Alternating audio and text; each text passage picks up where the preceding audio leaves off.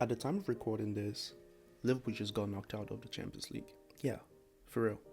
And as a Manchester United fan, of course, I'm happy. I'm delighted. What else is there for me to celebrate?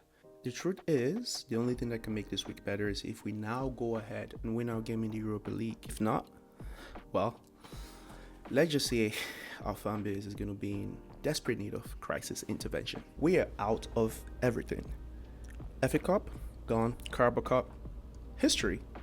Premier League title race, we're not really out. We just have a unique approach. We're just sprinting towards the starting line while everyone is sprinting to the finish line. That's the only difference, to be honest. And we are so broke right now that we are firing people left, right, and center that winning the Europa League might actually be the only way Ineos can fund a new stadium. I'm not kidding, guys. We might need to start a GoFundMe to build that stadium, because our players are as unreliable as refurbished IKEA furniture. Looks great for a minute and promptly collapses at the first sign of pressure. Who may be wondering what I'm talking about in regards to a new stadium. They just released a new video recently about this vision for a new stadium, and to be honest, it was beautiful.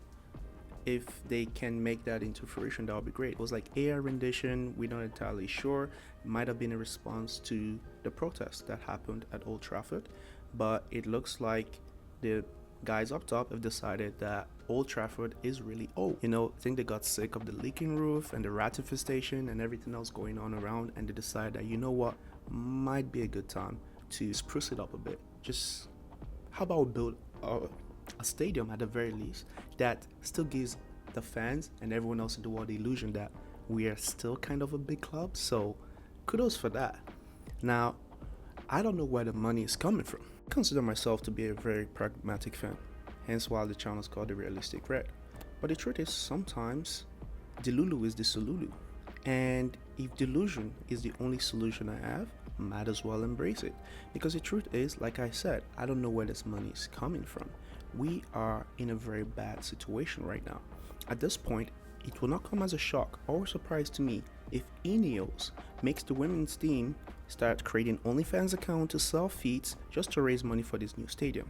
Now, I know what you're thinking. That joke might have been a bit edgy, might have been a bit disrespectful. I don't know if you've been paying attention, but the respect Ineos has for our women's team is about as elusive as common sense is in the Manchester United boardroom, because we keep making decisions that make no sense. Ineos has wasted so much money with the Ten Hag decision, with the Ashworth decision, and now the poor staff, they have to suffer. Forget staff lunches, forget cutting, laying people off and all of that stuff. I'm telling you right now, it might be an OnlyFans thing. To be honest with you, I don't think OnlyFans actually sponsors any football team. You can correct me and let me know in the comment section, but I will probably be the only team with OnlyFans sponsorship. At this point, might as well. Be real, since we've had Team Viewer, this team has not been worth viewing. Now I know that's a low-hanging fruit, that joke is kind of like, but to be honest with you, at this point, I have to create my own joy, because I cannot get joy from watching this team. I can't do it. It's the hope that kills you. Or Manchester United, it's the delusion that kills you. And I'll tell you why. Because I've been awake this entire season. Nothing in our track record shows that we are going to win the Europa League. But as soon as that whistle goes off, I'm back to full-on delusion. Come on, United! You can do it! Go on! Because I'm a fan. I have to be hopeful. It's the hope that kills you sometimes, but for me, it's not just the hope, it's delusion that does the trick, because that's what it is. You see, with hope, right, there's got to be something there. There's got to be something that, you'll be like, this happened, that happened, hey, it could be hopeful. But you see, with United, so being a Manchester United fan is like being in an abusive relationship, right? You have this partner, has a lot of potential, maybe it was sweet to you before, beats you, cheats on you, mistreats you, brings you misery, but you still stay in there, you hang around because of the hope of the old glory days. You even tell your friends, no, I swear, it's not what you think, he's great. Like, everyone outside can see that you're in a very bad situation. Your relationship is toxic, but you cannot leave that relationship because you're still hopeful that one day it will turn around. And I think being a fan is actually sometimes worse than being a delusional girlfriend or boyfriend in a toxic relationship. Because as a fan, it's like there's no written contract. I don't get paid to support Manchester United. I don't get paid to go through this music. I don't get paid to have 7-Up put in my desk at work because we just considered 7 goals against Liverpool. That's just something I do for free. Embrace the misery. It's just what it means to be a fan, unfortunately. And come rain, come sunshine, I'm still going to be here supporting my club and being delusional that we're going to do something good. If there's any one of you out there who is confident that we're going to win the Europa League, like you're not being hopeful, you're not being delusional like myself, you just maybe you've seen things that makes you believe we're going to win the Europa League, like you're confident, like you'll put your money on it, leave a comment in the comment section below because I've got some premium air and oxygen to sell to you. Honestly, jokes aside, football is a funny sport. Anything can happen. Last season we beat Manchester City in the FA Cup final. I didn't think that was going to happen. That was a very good moment after a horrible season. Maybe we can do the same thing again, maybe lightning strikes twice. Anything can happen. At the end of the day, I'm a fan, you're a fan, at least I'm hoping you're a fan watching this. And if we end up winning, well, that would be a great time. But all we can do is just, Delulu is a Solulu. We just got to embrace it, just be delusional because we're fans. That's what we do. We cannot go into a game just not sharing on our team. It's what we do. And to be honest, if these unreliable players don't show up, they might as well start taking their jerseys home to watch it, like throw it in the laundry or something, because that might be the only way we'll be able to afford their wages next season. We gotta save on detergent and the club or something. Gotta reuse those jerseys. We gotta be more economical. We gotta cut costs somewhere.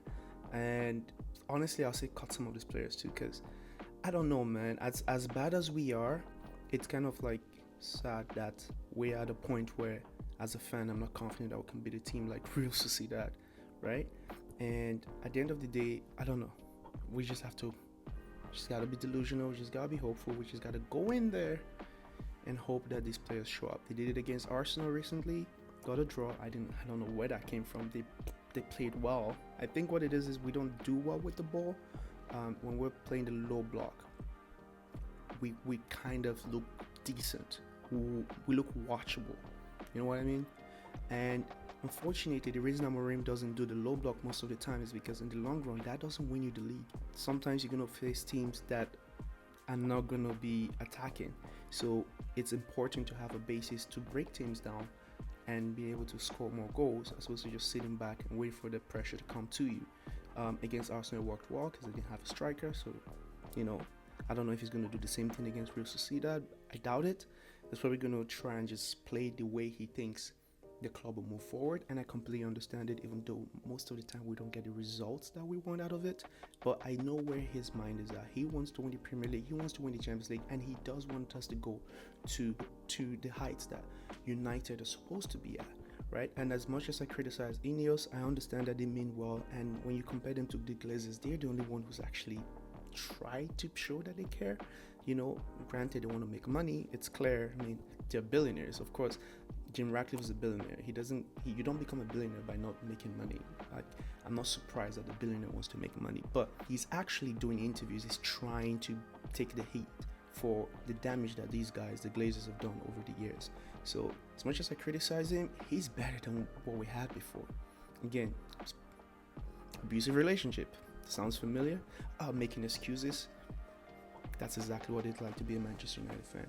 And at this point, misery loves its company. But anyways, man, I really hope we win. But if we don't win, at least I would always smile just thinking of the fact that Liverpool's no longer in the Champions League. They're not going to win a treble this season because they were talking a lot on social media about winning the treble. So there's something comforting there. I can be like, we still have a treble and you don't. So yeah, that's nice. Anyways, guys, thanks for watching. Please leave a like and subscribe. Also, this is a new channel, right? Feel free to leave feedback, what you like, what you do not like. It's all appreciated. A big shout out to the two of you who left comment in the last video. You guys are great, and if you watched all the way to this point, you saw, oh man, you rock. Until next time, it's been the Realistic Red.